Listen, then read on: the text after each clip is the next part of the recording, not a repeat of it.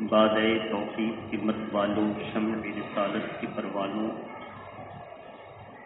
غوث و خواجہ و رضا کے دیوانوں، السلام علیکم ورحمۃ اللہ وبرکاتہ۔ الحمدللہ نحمده ونستعینه ونستغفره ونؤمن به ونتوکل علیہ ونعوذ باللہ من شرور انفسنا ومن سیئات اعمالنا، من یهده اللہ فلا مضل له ومن یضلل فلا هادی له، ونشهد ان لا الہ الا اللہ وحدہ لا شریک له،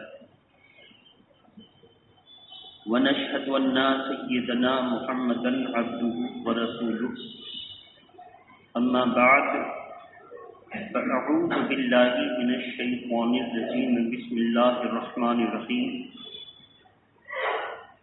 إنما يخشى الله من عباده العلماء، وقال الله تبارك وتعالى في القرآن المجيد، ويطاف عليهم بآنية من فضة، وقال الله تبارك وتعالى في القرآن المجيد، أولئك كتب في قلوبهم الإيمان وأيدهم بروح منه، صدق الله العلي العظيم، وبلغنا رسوله النبي الأمين المتين الكريم۔ اللہ کی سرتا بقدم شان ہے یہ، انسان نہیں انسان وہ انسان ہے یہ، قرآن کو بتاتا ہے ایمان انہیں، ایمان یہ کہتا ہے میری جان ہے یہ، اور بجتا ہے آج علم کا جو ساز دوستو، بجتا ہے آج علم کا جو ساز دوستو، یہ بھی اسی جرس کی ہے آواز دوستو۔ عزیزان ملت اسلامیہ، آج کی اس محفل نور میں گزشتہ سے منسلک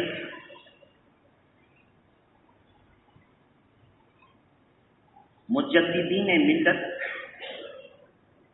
کی بارگاہ میں نذرانے خلوص و محبت سننے اور سنانے کے لیے ہم اور آپ کو اللہ کی طرف سے یہ موقع دیا گیا ہے۔ نہ اس وقت کو آپ نے متعین کیا ہے، نہ ہم نے متعین کیا ہے، یہ وہ وقت ہے جب محراب کے نیچے کھڑے ہو کر اللہ کے پیارے نبی صلی اللہ تعالی علیہ وسلم کے غلام پیارے نبی کی امت مسلمہ کو صحیح صاف بات بتانے کی سہولت لے کر اپنے قوم کے سامنے آتے ہیں، لیکن اس کے باوجود بھی اس کا نام محراب ہے۔ کبھی محراب پر غور کر لیں تو آپ کو یہ بات واضح ہو جائے گی کہ محراب کا جو معنی ہے، اگر اس معنی کو سمجھ لیں تو جو محراب والا ہوگا وہ کبھی غلط بول نہیں سکتا، اور اگر غلط بولے محراب کے نیچے تو محراب پر کھڑے ہونے کا اس کو حق نہیں ہے۔ اب محراب کا معنی کیا ہے؟ محراب مفعال کے وزن پر ہے اور اس کا معنی ہوتا ہے جنگ کا آلہ۔ اب سوچئے کہ رسول اللہ صلی اللہ علیہ وسلم نے اس کو جنگ کے آلے کے نیچے بھیجا، تو جو حضور کی طرف سے جنگ کا آلہ لے کر آیا ہو، ہتھیار لے کر آیا ہو، وہ صلح کلیوں سے صلح کر سکتا ہے؟ اگر اتنی ہی بات کو سمجھ لیں تو جس کو حضور نے محراب پر کھڑے ہونے کے لیے 6 شرائط دیے، کتنے؟ امامت کے کتنے شرائط؟ موٹی موٹی شرطیں 6۔ اس شرط کے ساتھ جو متصف ہوگا وہ لائق امامت ہوگا، اس کو محراب کے نیچے کھڑے ہو کر کچھ بولنے کی اجازت ہوگی۔ کیا بولے گا؟ وہ وہی بولے گا جو رسول اللہ کو پسند ہے. کیا نہیں بولے گا؟ وہ کبھی نہیں بول سکتا جو حضور کو پسند نہیں ہے. یہ اس کا قانون ہے. اب آپ کہیں گے کہ اس پر علماء جنگ و جدال کی بات کرتے ہیں، اپنے مخالفین کی تحت نحس کر دیتے ہیں، تو یہ بھی حضور کی طرف سے ہے. اللہ کے پیارے نبی کی شان کس نے بتائی؟ حضرت حسان نے نعت پاک پڑھ کے. بس اتنا تو آپ نے سنا. اور شاعر جب حضرت حسان کا ذکر کرتے ہیں تو عوام پھولے نہیں سماتی. لیکن کبھی آپ نے سنا کہ حضور صلی اللہ تعالی وسلم کے اور بھی دیگر شاعر تھے، حضرت کعب. ان شاعروں کو اللہ کے پیارے رسول صلی اللہ تعالی وسلم نے فرمایا کہ کافروں کی مذمت اور ہجو بیان کرو، مشرکوں کی مذمت اور ہجو بیان کرو، منافقوں کی مذمت اور ہجو بیان کرو. یا رسول اللہ صلی اللہ علیہ وسلم وہ اسلام اور بانی اسلام کی برائیاں اشعار میں پرو کر بیان کرتے ہیں. اللہ کے پیارے نبی نے حضرت کعب، حضرت حسان اور دیگر شعراء کو منبر پر محراب کے نیچے کھڑا کیا اور فرمایا وہ برائیاں بیان کرتے ہیں تو تم ان کا جواب دو اور ان کو برائیوں کے ساتھ بتا دو کہ تمہارا مذہب غلط ہے. پتہ چلا کہ اللہ کے پیارے نبی صلی اللہ علیہ وسلم نے تعریف کا بھی حکم عطا فرمایا اور دشمن برائی بیان کرے تو اس کی برائی کو ظاہر کر کے بھولے بھالے مسلمان کو بچایا بھی ہے. کیا کیا ہے؟ بچایا ہے. ان سے بچو. اعلیٰ حضرت فاضل بریلوی کا جب ذکر آتا ہے تو ہر عالم ذکر کرتا. کیوں؟ کسی اور بزرگ کا اتنا ذکر اتنی دلچسپی کے ساتھ. سارے بزرگ میرے سر کے تاج ہیں، لیکن وجہ ہے ہم اعلیٰ حضرت کے نمک خوار ہیں. کیا ہیں؟ اور آپ بھی میری معرفت سے، علماء کی معرفت سے. کیسے؟ محبت کے ساتھ درود شریف پڑھیں. اللہم صل علی سیدنا حبیبنا مولانا محمد وآلہ وصحبہ وبارک وسلم صلاۃ و سلاما علیک یا رسول اللہ صلی اللہ تعالی علیہ وسلم. اعلیٰ حضرت فاضل بریلوی رضی اللہ تعالی عنہ 1272 ہجری میں 1856 عیسوی میں پیدا ہوئے. 1856 عیسوی جیسے ہی ہم آپ کو کہیں تو آپ کے ذہن میں 1857 کا وہ ہندوستان کی آزادی کے لیے پہلا نعرہ یاد ہو جائے گا. 1857 میں ہندوستان کی آزادی کے لیے جب کتابوں میں پڑھیں گے کہ انگریزوں سے لڑنے کے لیے پہلی آواز اٹھی تو یہ تاریخ بعد کی ہے. حالانکہ آپ کو میں نے بتایا تھا کہ آزادی کی تاریخ کی سب جنگ اگر سب سے پہلے لڑی گئی ہے تو وہ مرشید آباد کے نواب نے لڑی ہے. کیا نام تھا؟ سراج الدولہ. کیا نام تھا؟ 1857 میں غیر مسلموں نے ساتھ دیا اور یہ لڑائی 1757 میں سب سے پہلے سراج الدولہ نے شروع کی تھی. کس نے شروع کی تھی؟ تو سراج الدولہ سے لے کر 1857 تک جتنی آزادی کی جنگیں ہوئیں اس میں تنہا مسلمان کا حصہ، اور 1857 کے بعد غیر مسلم شریک ہوئے، لیکن 100 سالہ قربانیوں کو فراموش کر دیا گیا. اور کسی مسلم لیڈر کے اندر ہمت بھی نہیں ہے کہ وہ جا کر 1857 نہیں 1757 سراج الدولہ سے شروع کر سکے. 100 سال. کتنا؟ 100 سال کے اندر کیا ہوا؟ اعلیٰ حضرت پیدا ہوئے 1856 میں، تو کتنے سال ہو گئے؟ 99 سال. کتنے سال ہو گئے؟ 99 سال کے اندر جب انگریزوں نے ہندوستان ہی پر نہیں، پاکستان، برما، بنگلہ دیش، رنگون وغیرہ سب پر جب قبضہ کر دیا، ایک طرف ہندوستان پر قبضہ کیا، دوسری طرف 1938 میں، تاریخ یاد رکھیں گے، 1921 میں اعلیٰ حضرت کا وصال ہوتا ہے اور 1938 میں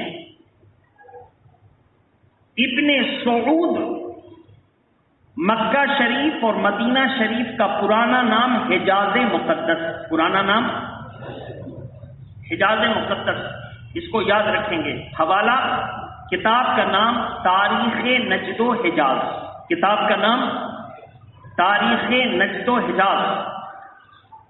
اس میں 1938 میں ایک روایت کے مطابق اس نے آج کا موجودہ نام ریاض میں اپنی حکومت کی راجدھانی بنائی۔ کیا بنائی؟ ریاض ہی کو کیوں پسند کیا؟ اور کسی علاقے کو پسند کر لیتا۔ اب ریاض کی جب تعریف علماء نے کھنگالنی شروع کی کہ اس کا کیا معنی ہے، تو ریاض کا پرانا نام کیا ہے؟ ریاض کا پرانا نام نجد۔ کیا ہے؟ کیا ہے؟ اب نجد کے تعلق سے حضور کی حدیث، اللہ کے پیارے نبی کی بارگاہ میں صحابہ حاضر ہیں، دور دراز سے حضور سے ملنے کے لیے آئے ہیں، تو اللہ کے پیارے نبی ان کی دعائیں کرنے کے ساتھ ان کے علاقے کی بھی دعا کر رہے ہیں۔ ایک عاشق رسول کھڑے ہوئے، یا رسول اللہ وفی شامنا، میرے شام کے لیے بھی دعا فرما دیں، تو اللہ کے پیارے نبی نے شام کے لیے دعا فرمائی۔ یا رسول اللہ وفی مصر نا، اور میری سرزمین مصر سے آیا ہوں، مصر کے لیے دعا فرما دیں، تو اللہ کے پیارے نبی نے دعا فرما دی۔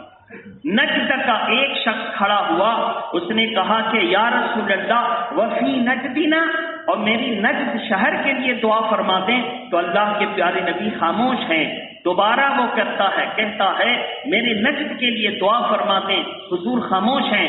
سہبارہ آواز اٹھتی ہے، اللہ کے پیارے نبی نے فرمایا نہیں، میں نجد کے لیے برکت کی دعا نہیں کروں گا، نجد سے شیطان کی سینگ نکلے گی جو پوری دنیا پر حاوی ہوگی، اور اس سے میرے مذہب کو نقصان پہنچے گا، میرے دین کو نقصان پہنچے گا۔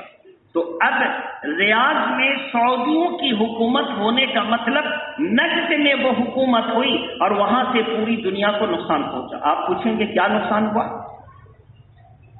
نجد میں جو بادشاہت قائم ہوئی اس کی بنیاد دو، کتنی؟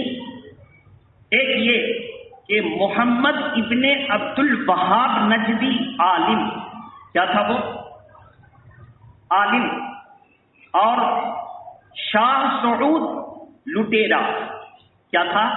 ڈاکہ زن، ڈاکہ زنی کرنے والا، ڈاکہ زنی کرتے بہت سارے، یہ چمبل کی گھاٹی اور سندر بن جنگل میں بہت سارے ڈاکو اپنا اڈا بنا لیتے ہیں نا، اور نکسلائٹ وغیرہ وہیں سے تو پیدا ہوتے نا، تو انہوں نے اپنے جنگل میں قبضہ کر کے کیا کہا ہوتا؟ یہ میری حکومت۔ کسی کو کڈنیپ کر کے لے جاتے کیا بولتے؟ وہ یہ بولتے ہیں کہ یہاں میری حکومت چلتی، کوئی قانون نہیں۔ آپ جانتے ہیں، اخبارات پڑھتے ہیں، سب چھوڑیے۔ تو لٹیرے تھے، جگہ جگہ لوٹ پاٹ کرتے اور اس کے مکینوں کو، بسنے والے کو پوری طرح تباہ و برباد کرتے اور قبضہ کر لیتے۔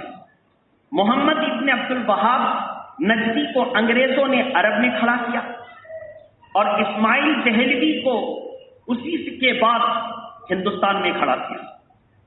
اسماعیل دہلوی بھی خانقاہی آدمی تھا، ابتدائی طور پر اہل سنت میں سے تھا۔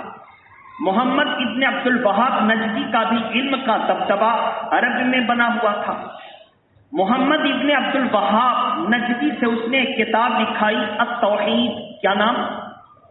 التوحید، اور التوحید میں اس نے جو عقیدے کی بات لکھی، اس عقیدے کی بات میں سراسر اللہ کے پیارے نبی صلی اللہ علیہ وسلم کی توہین، کیا لکھی؟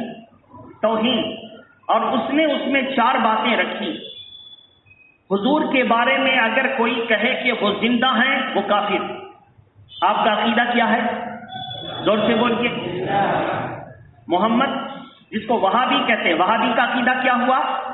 زندہ ہونے کا عقیدہ رکھنے والا کیا ہے؟ کافر، اس کے عقیدے کے مطابق۔ اور آپ اس سے دوستی کریں، مسلمان سمجھیں اور اپنی بیٹی کا نکاح اس سے کریں جو آپ کو کافر کہتا ہو؟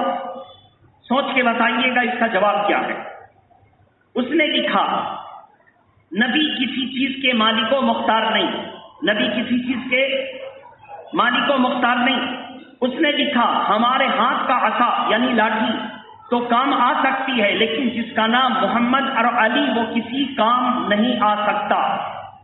ان تمام کی کٹ پٹ اس کا چربہ اتارا اسماعیل دہلوی نے اردو میں لکھ کر تقویت الایمان نام رکھا۔ کیا نام رکھا؟ تقویت الایمان۔ جب علماء نے اس کتاب کو پڑھا تو پڑھ کر کے علماء نے بے ساختہ کہا یہ تقویت الایمان نہیں، اس کتاب کا نام تفویت الایمان یعنی قلقلہ والا قاف کا ایک نقطہ ہٹا دو، اس کو فے بنا دو، تفویت الایمان کا معنی ہو گیا ایمان کو فوت کرنے والی کتاب۔ ایمان کو اب عرب کو اس طرف برباد کیا، شاہ سعود جو لٹیرا تھا اس کو کھڑا کیا، محمد ابن عبد الوہاب نجدی سے جوڑ کروایا، جوڑ الائنس کروایا، اور ان دونوں کا جوڑ الائنس اس بات پر ہوئی، الائنس اس بات پر ہوئی، اور اس کا سردار کون؟ انگریز۔ سردار کون؟ یہودی۔ اس بات پر اتحاد ہوا کہ حکومت شاہ سعود کی اور حکومت میں تمام مذہبی امور محمد ابن عبد الوہاب کے پاس رہیں گے۔ شاہ سعود اور محمد ابن عبد الوہاب کا یہ ایگریمنٹ انگریزوں کی سرپرستی میں ایک حکومت قائم ہوتی ہے۔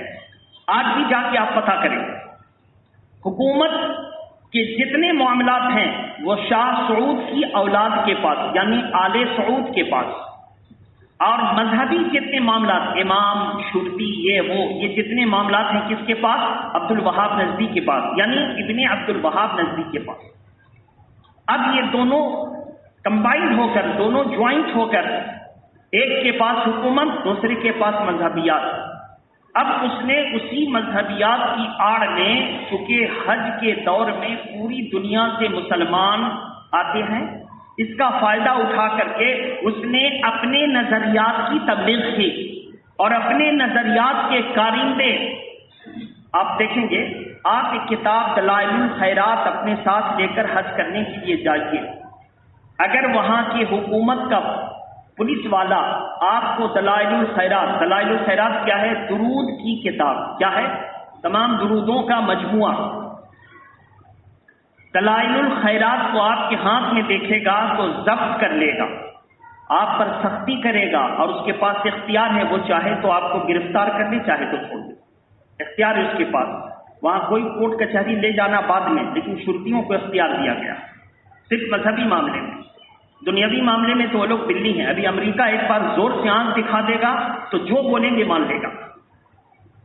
بہرحال تو میرے محترم، لیکن آپ کے درود پاک کی کتاب پر پابندی، لیکن ان کے ہاں کے جتنے وہابی نظریات کی کتابیں جہاز میں ٹھوس ٹھوس کے بھر کے بھیجا جاتا ہے، اور ایک عالم کو خرید کر کے اس کو پوری فیس دی جاتی ہے، پوری جو ہے اس کے سسٹم کے ساتھ پورا اس کو لائف جو ہے سیکیورٹی دی جاتی ہے، اور اس کو اس علاقے میں پوری دنیا میں بھیج کر وہابیت کو فروغ دیا جاتا ہے۔ یہ ان کا سسٹم ظاہر ہے، حکومت بھی ان کے پاس اور دولت بھی ان کے پاس۔ آج ایک بھاڑ چائے پی لے آپ کے ساتھ بیٹھ کر تو میٹنگ میں آپ کے ساتھ آپ کی بات بولے، جب ایک بھاڑ چائے پر لوگ بک جاتے ہیں تو جو پورا وظیفہ دے رہا کیوں نہیں بکے گا؟ یہ نظریہ کہاں سے پیدا ہوا؟ یہ وہاں کی بات۔ اب ہندوستان آئی، اشرف علی تھانوی نے خود اپنی زبان سے اقرار کیا کہ عبد الرشید گنگوہی کو 600 روپئے انگریزوں کی طرف سے ماہانہ وظیفہ ملتا تھا۔ وظیفہ میں نے پینشن، وظیفہ میں نے پینشن، ہم لوگ بچپن میں پنسل بول دیتے تھے، پنسل اٹھانے جا رہے، پینشن وظیفہ ملتا تھا۔ بہرحال اب سوچئے کہ جس کو انگریز وظیفہ اس زمانے میں 600 روپیہ، جس زمانے میں 1 روپیہ یعنی چاندی کے سکے میں 4 کلو گھی مل جاتا تھا، کتنا؟ جو میں نے کتابوں میں پڑھا۔ اب جس زمانے میں 1 روپیہ میں 4 کلو گھی، آج اگر گھی لینے جائیے گا تو کم سے کم 500 روپیہ کلو۔ کتنا؟ 500۔ شری گھی کا جا کے پتہ کیجیے، اس سے بھی زیادہ، اور دوسرے گھی بہرحال تو 2000 روپیے کا گھی۔ تو کل کا 1 روپیہ، آج کا کتنا؟ 2000۔ آج کا کتنا؟ اب جب 1 روپیہ کی مالیت آج کی موجودہ کرنسی 2000 بنتی ہے تو 600 روپیہ، زور سے بولیے 600 روپیہ، آپ اندازہ کریں 600 روپے کو 2000 میں تقسیم کیجئے، رزلٹ آپ بتائیں، اندازہ کریں آپ۔ اب جس کے پاس اتنی رقم آ رہی ہے وہ بکے گا کہ نہیں بکے گا؟ بکے۔ آپ پوچھیں گے بہت سے ہمارے بچے وہابیوں کو کہتے ہیں کہ کوا کھاتا ہے، اس کی دلیل ہے، میرے پاس کتاب رہتی ہے، میں دکھا سکتا ہوں۔ عبدالرشید گنگوہی کی فتوے کی کتاب جو اردو میں فتاوی رشیدیہ، کون سی کتاب؟ فتاوی رشیدیہ، پتلی پتلی 2 جلدوں میں ہے، بہت محنت کیا تو بس اتنا ہی لکھ سکا۔ اس میں کسی نے پوچھا کہ ذات معروفہ یعنی عام طور پر اڑنے والا کوا کھانا جائز ہے یا جائز نہیں، ثواب ہوگا یا نہ؟ تو اس نے یہ نہیں لکھا کہ صرف کھانا جائز، اس نے لکھا ثواب ہوگا، یعنی کھانا بھی جائز ہے اور ثواب بھی۔ اب سوچئے کہ جس کے مذہب میں کالا کوا کھانا بھی جائز اور ثواب بھی ہوگا، اس کا مذہب کتنا کالا ہوگا؟ یہ کس کتاب میں ہے؟ فتاوی رشیدیہ۔ اس میں آپ اٹھا کر دیکھیں، نہ وہ تو میرے پاس ہے، میں اسکرین بھی بھیج سکتا ہوں۔ بہرحال تو میرے محترم، عرب میں وہاں برباد کیا، ہندوستان میں اس طرح برباد کیا، دوسرے ممالک میں جہاں جہاں اسلام تھا وہ حاجیوں کے ذریعے خرید کر کے برباد کیا، پوری دنیا میں اپنا تسلط قائم کر دیا، اور جب اس سے بھی بات بنی نہیں تو اب اس نے دہشت گردوں کو پیدا کیا۔ طالبان کہتے ہیں وہ کون مذہب کے ہیں؟ وہابی، زور سے بولیے۔ لشکر طیبہ وہابی اور دیوبندی، لشکر جیش وہابی اور دیوبندی، دنیا کی حزب اللہ وہابی اور دیوبندی، دنیا کی جتنی جو ہے جنگجو تنظیمیں ہیں ان سب کا بنیادی آپ جا کر معلوم کریں، سب وہابی یا دیوبندی۔ بولیے وہابی یا دیوبندی۔ ذاکر نائک کے تعلق سے بنگلہ دیش میں جو پکڑایا وہ بھی کون تھا؟ دیوبندی۔ کون تھا؟ دیوبندی، جس کی وجہ سے آج وہ تاڑی پار ہو چکا ہے، ذاکر نائک باہر بھاگ چکا۔ تو میرے محترم بزرگ اور دوستو، جب ان لوگوں نے دیکھا کہ ایسے مذہب نہیں پھیل رہا ہے تو اب جنگجوؤں کو پیدا کیا اور ان کو مالی تعاون دیا گیا۔ آپ مانے نہ مانے، لیکن آپ کو اگر زیادہ معلومات کرنی ہے تو آج جمعہ ہے نا، بدھ کے دن، کون سے دن؟ بدھ کے دن عوامی نیوز ایک اخبار، عوامی نیوز میں بڑی جد و جہد کے ساتھ میرے ایک محترم نے بھیجا ہے، اس کی کٹپیس بھی میں نے بہت سی جگہوں پہ بھیج دیا۔ عوامی نیوز جو بدھ کے دن نکلا، اس میں آپ دیکھیں جا کر کے سعودی حکومت کیسے بنی اور ابن تیمیہ کون تھا، وہابی کیا ہے، مختصر میں، حالانکہ اس کو کاٹ پیٹ کے اخبار والا پیش کیا، مختصر میں بہت ساری بات آپ کو بدھ کے عوامی نیوز میں مل جائیں گی، وہاں سے معلوم کریں۔ اور اگر وہ عوامی نیوز کی ساری بات کو معلوم کرنا کہ کہاں سے لکھا گیا تو تاریخ نجد و حجاز پڑھیں۔ کون سی کتاب؟ کون سی کتاب؟ عوامی نیوز میں جو لکھا گیا اس کو معلوم کرنا تو کون سی کتاب پڑھے؟ تاریخ نجد و حجاز۔ علامہ صدیق ہزاروی اور دیگر ہزاروی برادران نے بڑی محنت سے اس کو جمع کیا اور اس میں ثابت کیا ہے کہ یہ بد مذہب کی بد مذہبیت انگریز کی سرپرستی میں پنپتی رہی۔ ماحول اتنا خراب تھا تو اللہ تبارک تعالیٰ نے ان خراب ماحول میں اپنے نبی کی عظمت کو دنیا پر ظاہر کرنے کے لیے امام احمد رضا کو 1856 میں پیدا کر دیا۔ ماحول آپ نے دیکھا، اب ان کا ماحول مردہ، ان کا ماحول، نبی کو کوئی اختیار نہیں، اللہ کے پیارے نبی کے عاشق پیدا ہوئے اور انہوں نے قرآن اور حدیث کے حوالے سے ان 4 باتوں کا شدید رد فرمایا۔ میرے نبی مردہ نہیں، میرے نبی زندہ، میرے نبی مجبور نہیں، میرے نبی مختار، میرے نبی کو کسی چیز کا علم نہیں، میرے نبی کو اللہ نے ہر چیز کا علم عطا فرمایا۔ ہر چیز سے مراد جو اللہ نے چاہا، ہر چیز سے مراد اس کا یہ مطلب نہیں کہ اللہ کے برابر نہیں، اللہ نے جو چاہا اور قرآن نے ارشاد بھی فرما دیا وَعَلَّمَكَ مَا لَمْ تَكُنْ تَعْلَمْ وَكَانَ فَضْلُ اللَّهِ عَلَيْكَ عَظِيمًا، پارہ نمبر 5 سورہ نساء کی آیت کریمہ۔ رب ارشاد فرماتا ہے میرے محبوب سارے انبیاء کو جتنے علوم دیے میں نے ان سب کا مجموعہ آپ کو تنہا عطا فرمایا، یہ اللہ کا فضل ہے، جسے چاہے عطا کرتے، جسے چاہے عطا کرتے۔ تو میرے محترم بزرگ اور دوستو، اعلیٰ حضرت فاضل بریلوی اس خاکدان کی پر قدم رکھتے ہیں، اور جب قدم رکھا تو سب سے پہلے 8 سال کی عمر میں رضاعت کا ایک مسئلہ آیا۔ کس چیز کا؟ اب رضاعت یہاں پوچھیں گے، رضاعت کا مطلب ہوتا ہے دودھ پینے کے بعد حرمت ثابت ہوگی یا نہیں۔ آپ پوچھیں گے اس کا کیا مطلب؟ تو اس کا مطلب ہوا کہ اگر کوئی بچہ کسی عورت کا دودھ پی لے تو ماں بیٹا کا رشتہ ہوگا یا نہیں۔ سمجھ گیا کہ نہیں سمجھ؟ اعلیٰ حضرت فاضل بریلوی نے 8 سال کی عمر میں ہمارے بچوں کو قلم پکڑنا نہیں آتا، ہمارے بچوں کو 8 سال کی عمر میں یہ مسئلہ آیا۔ ایک اور مسئلہ تھا، اس کو میں نے کسی جمعہ میں بتایا تھا کسی عرس ہی کے موقع پر۔ آج ہم دوسرے رضاعت کا مسئلہ رکھیں گے۔ اعلیٰ حضرت فاضل بریلوی نے لکھا حرمت رضاعت کے تعلق سے کہ اگر عورت کا دودھ منہ سے جائے یا ناک سے وہ اس کی ماں ثابت ہو جائے گی، شرط ہے کہ بچہ 2 سال یا اس سے کم کا ہو، 2.5 سال یا اس سے کم کا ہو، 2.5 سال یا اس سے کم کا ہو، شرط ہے کہ بچہ 2.5 سال یا اس سے کم کا ہو۔ اگر منہ سے جائے تو بھی حرمت رضاعت یعنی ماں بیٹے کا رشتہ ثابت ہوگا، اور ناک سے جائے تو علماء زیادہ تر بتاتے تھے کہ بچے نے کسی عورت کا دودھ پی لیا تو کہاں سے پیے گا؟ زور سے بولیے، منہ سے پیے گا۔ تو منہ کا مسئلہ تو سب کو معلوم تھا، علماء کو بھی معلوم تھا، حدیث پاک کی تشریحات فقہی مسائل کی جزیات پڑھ ہی رہے تھے کہ منہ سے جائے۔ اب لیکن آیا تھا مسئلہ کس کا؟ ناک۔ کس سے؟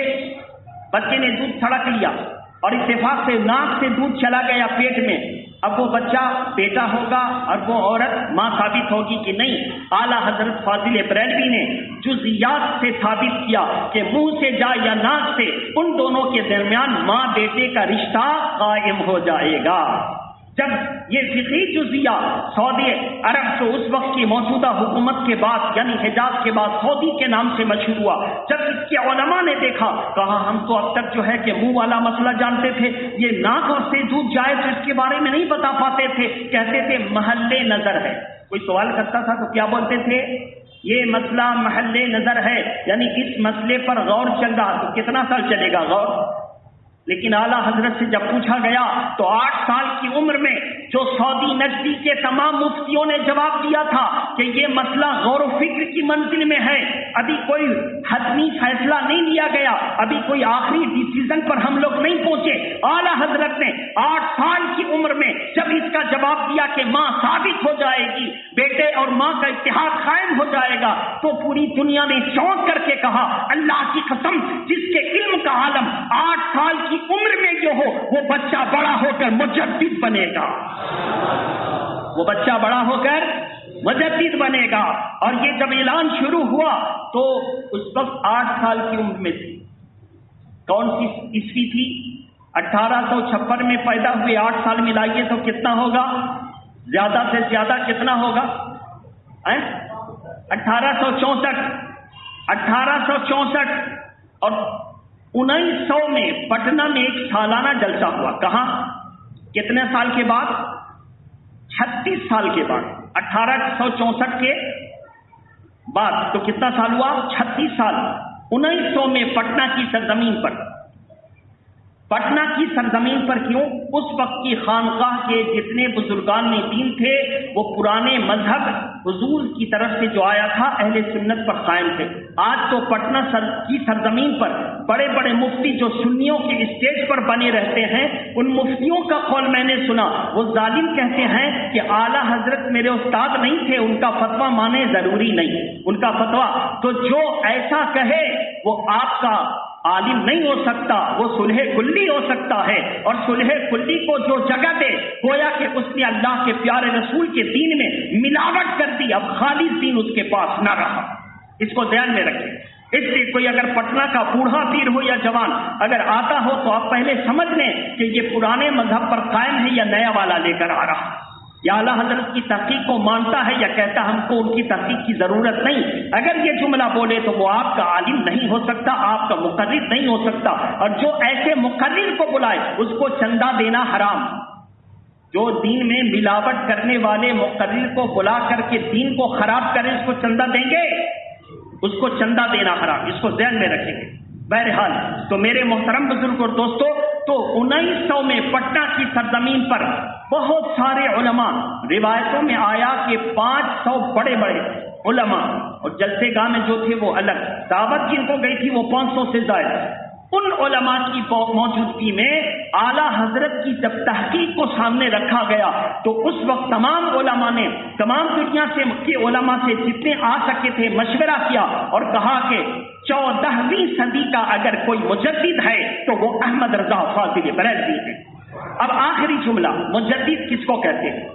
اللہ کے پیارے نبی کی حدیث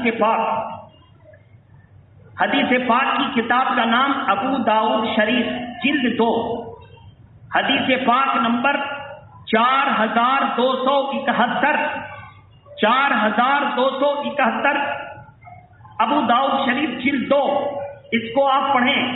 اللہ کے نبی فرماتے ہیں ان اللہ یبعث فی ہذہ الامہ، اللہ تبارک تعالی ہر صدی کی علی کل رأس مئۃ سنۃ، ہر صدی کے شروع میں ایک مجدد بھیجے گا اس امت پر۔ کہاں بھیجے گا؟ اس امت پر۔ کیا بھیجے گا؟ مجدد۔ من یجدد لہا دینہا، جو اس امت کے دین کو نکھار کر کے پیش کرے گا، یعنی 100 سال کے اندر جو اس دین میں گرد و غبار پڑ گئے ہوں گے، غلط سلط ہو گیا ہوگا، ان تمام غلطیوں کو چھانٹے گا اور وہی دین نکھار کر کے پھر سے پیش کر دے گا۔ کوئی نیا دین نہیں پیش کرے گا، اسی دین کو نکھار کر کے پیش کرے گا، اور ہر 100 سال کے بعد آئے گا اور سال کے شروع میں آئے گا تو سب سے پہلے مجدد کون؟ سب سے پہلے مجدد حضرت ثانی عمر ابن عبد العزیز، سب سے پہلے مجدد، اور سب کے آخر میں 15ویں صدی کے جو مجدد علماء نے متفقہ فیصلہ کیا ہے کہ مجدد کے کچھ شرائط، ان تمام شرائط کو مانا جائے تو سرکار تاج الشریعہ کا نام آ رہا ہے۔ اگر تمام شرائط کو مانا جائے تو سرکار تاج الشریعہ۔ بہرحال تو مجدد کا کام ہے ملانا نہیں، مجدد کا کام ہے چھانٹنا، اور چھانٹ کر کے دین کو ویسے ہی پیش کرنا جیسا دین اللہ کے پیارے نبی نے ہم سب کو عطا فرمایا تھا۔ انشاءاللہ تعالی سرکار اعلیٰ حضرت کے عرس کے موقع پر پیر کے دن بزم غوث و خواجہ ورضا کی طرف سے، یعنی سوموار کے دن بعد نماز مغرب جشن امام احمد رضا منایا جائے گا۔ انشاءاللہ امید کرتا ہوں کہ آپ ضرور تشریف لائیں گے، لیکن آپ کس انداز میں آئیں گے؟ لاک ڈاؤن میں جو نرمی ہوئی ہے، نرمی کے بعد جو قانون ہے اس قانون کا پورا احترام کرتے ہوئے، قانون کا خیال رکھتے ہوئے آپ مسجد میں حاضر ہوں گے۔ ایک طرف ہم کو اپنے ہندوستان میرا ملک ہے اس کی بھی فکر ہے، دوسرے طرف یہ تمام لوگ میرے بھائی ہیں ان کے ایمان کی بھی فکر ہے۔ ہم کو دونوں فکروں کو لے کر ساتھ چلنا ہے، ہمارا اسلام بھی زندہ رہے، ہمارا ہندوستان بھی زندہ رہے۔ وآخر دعوانا ان الحمدللہ۔